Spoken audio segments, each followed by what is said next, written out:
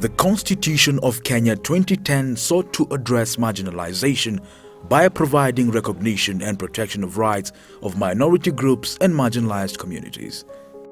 Marginalized areas lack or have limited access to basic services such as clean water, healthcare, and education. They also have poor access to roads and electricity. The Commission on Revenue Allocation (CRA) is mandated under Article 216, Section 4 of the Constitution to develop a policy that sets out the criteria by which marginalized areas are identified for purposes of sharing revenues from the Equalization Fund. The Commission is mandated to draft a policy which we call the marginalization policy, in which one, the Commission determines who is marginalized, and number two, comes up with a criteria for the allocation of the Equalization Fund to ensure that those areas that are lagging are also given an opportunity or provided with a fund that will ensure they have basic access to services that will bring them as close as possible to a level enjoyed by the rest of the country. The fund is to provide basic services in water, roads, health facilities and electricity to marginalized areas in order to bring them to the level generally enjoyed by the rest of the nation. The first policy identifying marginalized areas was published by the Commission in 2013. It was used to share revenue from the Equalization Fund to 14 counties identified as marginalized. The period of the first policy ended.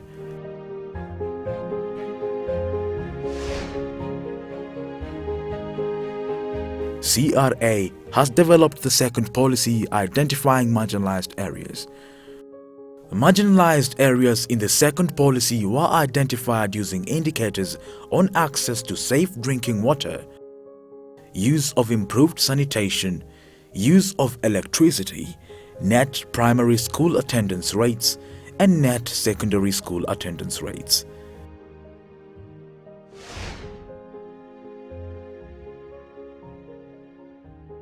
Areas that are marginalized grapple with inadequate or dilapidated health facilities, which have low staffing or are poorly equipped. They lack electricity and have poor sanitation facilities, which is a major risk to human health and the environment. We don't offer lab services due to lack of electricity. So if the government help us to get electricity quickly, we can start services, lab services. Wakina mama wamenisumbua sana. Niko CPC ya Lulu. So mimi nitapeleka hao mpaka Barcelona, wanasalia njiani. Tena ni volunteers. Kuna mshahara serikali ananipatia ndio nitumie hata hiyo yangu kupeleka kwa kuitisha magari. Hiyo ni mateso.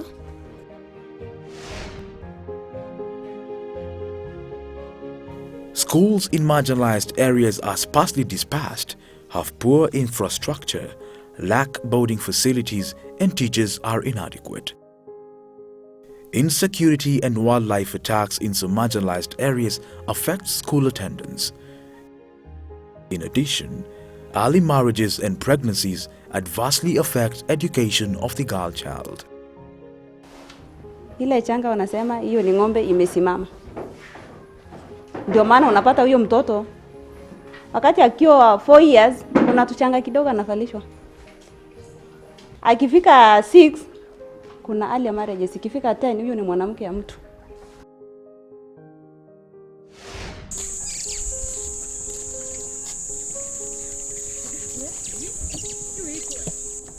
Water is essential in health, industry, agriculture, energy, and domestic use.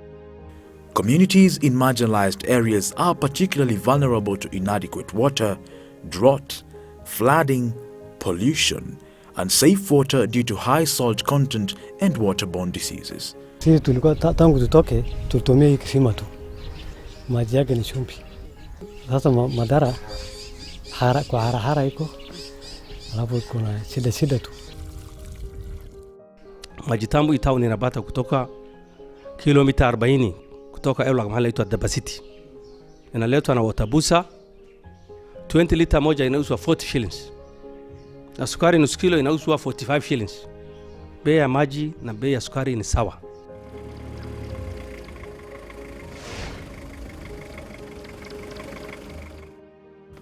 Roads play a critical role in enhancing access to basic services such as health, education, and movement of goods. In most marginalized areas, there is poor road network.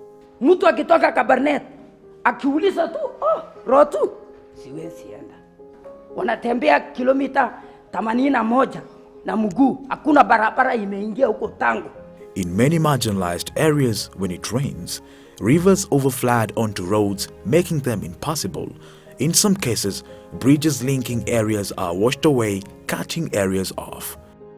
In addition, many marginalized areas lack communication utilities such as telephone network connectivity. Ina maana ukishatoka hizo kilomita 30 ama hizo kilomita 50 ukishaingia hapa, mambo na mawasiliano, simu unaweka haifanyi kazi, hakuna network. Access to electricity is a key indicator for improved living standards of communities. Most marginalized areas have low electricity connectivity due to sparse populations and low affordability of potential users. Stima sitana kama hata itafika. Sioni. Mimi siwezi sema kitu hapo kwa sababu ni kitu ambaye najua hiyo ni kama history.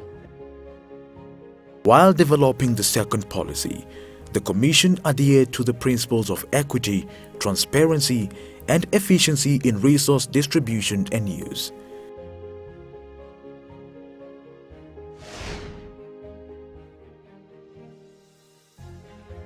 The Commission recommends that the Equalization Fund be used to improve services in water, health, and education sectors.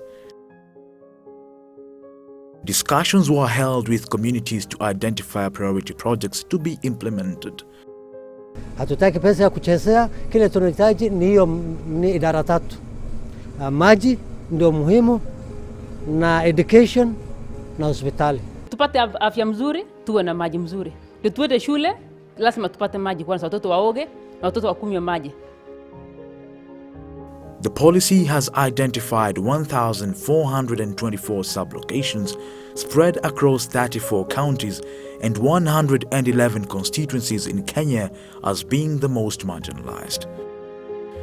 The Commission further recommends that high-deserving minority groups identified as Iwaata, Makonde, El Molo, and Dorobo Saletia deserve specific projects targeted at them to improve their socio-economic conditions. The Commission has just completed its 5-year strategic plan.